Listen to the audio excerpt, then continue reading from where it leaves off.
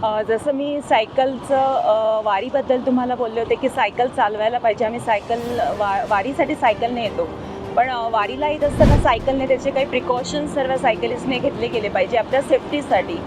Cycle चालवत असताना तुम्ही बघाल हा जो रोड आहे आजचा तो हेवी ट्रॅफिकचा रोड आहे, त्यामुळे सर्वांनी व्हाईट लाईनच्या आतच आपली सायकल चालवली पाहिजे, जेणेकरून आपण स्वतः सुरक्षित राहतो आणि येणारा व्हेकल्स आहे त्यांनाही साईडने एक रोड भेटतो.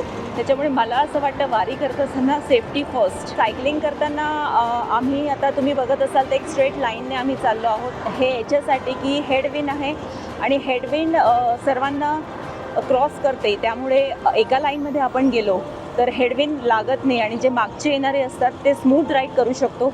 आम्ही अजून व्हाईट लाईनवरही सायकल चालवतो.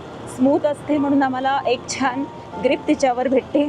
बॉडी सेफ्टी टूल्समध्ये हेल्मेट हे कंपल्सरी आहे, गॉगल्स कंपल्सरी आहे, हँड ग्लोव्ज आपले हवे. त्याच्यासाठी कॉम्प्रोमाइज कधीच केलं गेलं पाहिजे, कारण की केव्हा काय प्रसंग होईल सांगू नाही शकत. त्यामुळे स्वतःची काळजी आपण स्वतः घेतली गेली पाहिजे.